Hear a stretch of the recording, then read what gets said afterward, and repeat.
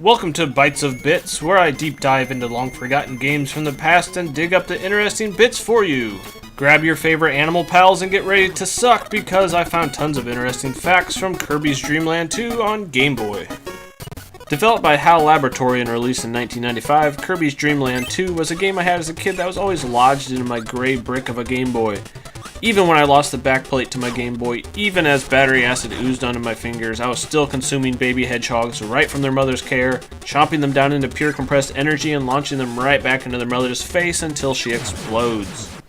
Yes, it was simpler times for our pudgy pink friend, but now let's find those fun, interesting bits of Kirby's Dream Land 2 that I mentioned.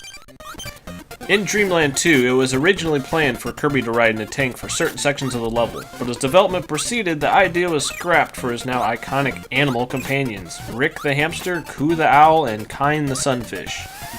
Luckily, this idea from decades ago finally got realized in his new release of Kirby Planet Robobot. Now let's head over to stage 5-5, where things start to get a bit provocative for our orally fixated friend. At a certain part of the stage, if you took all the vertical frames of the area and combined them into a zoomed out view, you can clearly see someone snuck in a blocky representation of the naked female body into this very Nintendo, very kid-friendly game. Good work, programmer number 7. Your cryptic sexual innuendo skills rival that only of a 90s Disney movie. Congrats. Miyamoto originally wanted Kirby to be yellow, but because of limitations of the Game Boy, Kirby was represented as white on the cover. On his second Dreamland outing, however, he was wearing his now iconic pink color scheme. Series creator Masahiro Sakurai must have stood up to Miyamoto at some point and shot down his request, because at the end of the day, poor Miyamoto didn't get his yellow cheese puff that he desired. This is the only Kirby game in the series where Dark Matter is the primary antagonist and final boss in the game. Looks like King DDD got a break this time. In issue 72 of Nintendo Power, a preview for Kirby's Dream Land 2 stated that Kirby would have limited continues, upping the stakes for death, similar to an early Mario title. Many avid gamers accepted the challenge, but later found out in the game that you actually have unlimited continues, greatly lowering the challenge of the game. The original manual claims that Kirby can't swallow and fly at the same time with Coo the owl.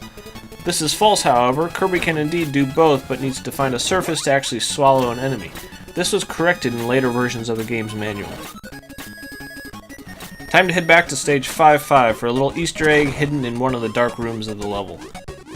In this certain room, you can use the spark ability in conjunction with Kine the fish to illuminate a picture of an orca. This meant little at the time, but this was foreshadowing for a boss named Acro from the next title in the series, Kirby's Dream Land 3. This boss was actually intended to make an appearance in Dreamland 2, but must have been cut for unknown reasons. Proposal documents for Dreamland 2 can be viewed in the Kirby's Dream collection, which reference this planned boss.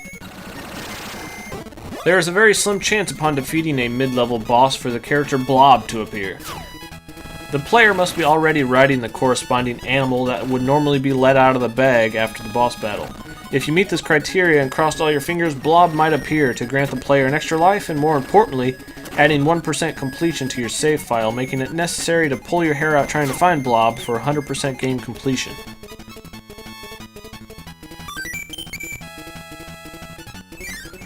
Kirby's Dream Land 2 was planned to be remade for the Game Boy Color, titled Kirby's Dream Land 2 DX, but along with Metroid 2 Return of Samus DX was sadly cancelled. Luckily, if you boot up Dreamland 2 on the Super Game Boy on Super NES, you can enjoy the game with a new color scheme, new sound effects, and custom border, which somewhat make up for the lack of the DX version. If you're interested in trying out Kirby's Dream Land 2, then the best way to play it would be on the 3DS Virtual Console or on Kirby's Dream Collection on the Wii, which celebrated Kirby's 20th anniversary.